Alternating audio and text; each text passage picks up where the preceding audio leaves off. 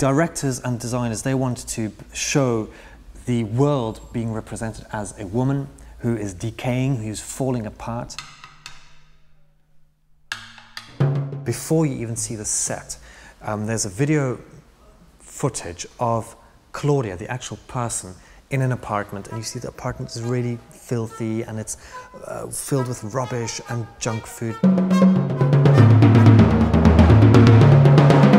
And you see in the newspaper there's sort of crisis as the headline. A minute later you see her sort of feeling she's going to just be ill.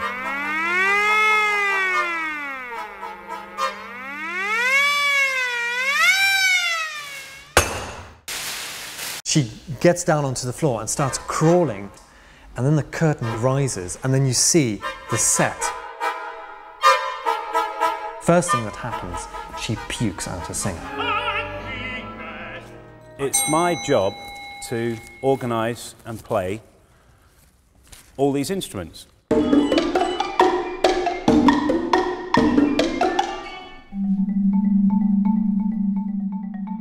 The Getty holds no punches back at all. I think we've got 71 instruments between us.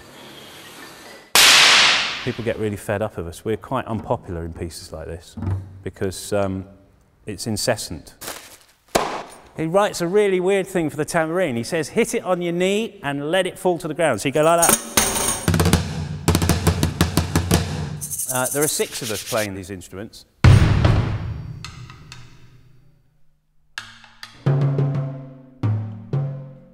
He creates a real tension and menace in a couple of places where the bass drum plays incredibly quietly. It's like 4 or 5 Ps, really quietly. Barely audible, I think he says. And it gives that sort of distant rumble, kind of uncertainty in the music.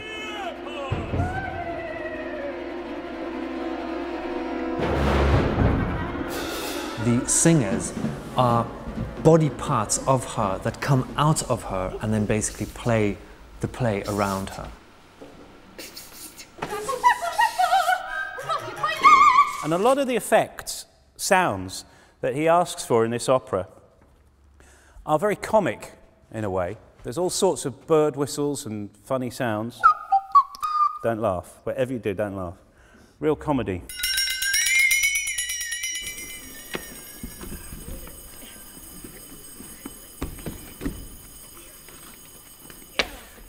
When you're playing silly instruments, odd instruments, you have to do it with conviction.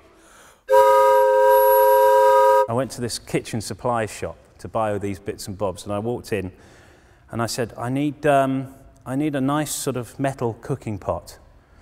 And the bloke said, oh yes sir, how many cubic litres would that be for? I said, I don't care, what does it sound like? It is very loud, painfully loud. People will wear earplugs.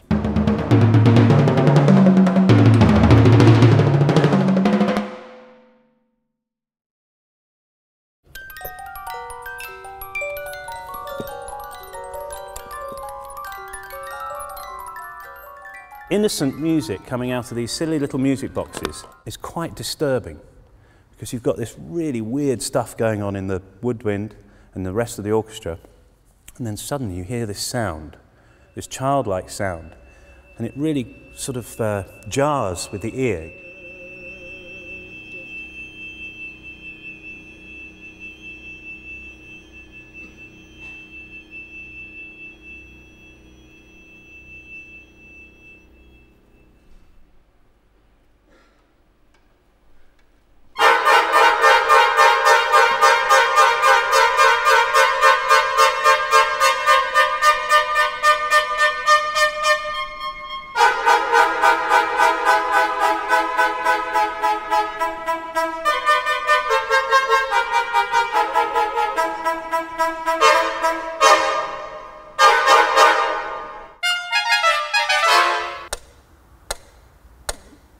Basically, it's about somebody predicting the end of the world and the end of the world not coming.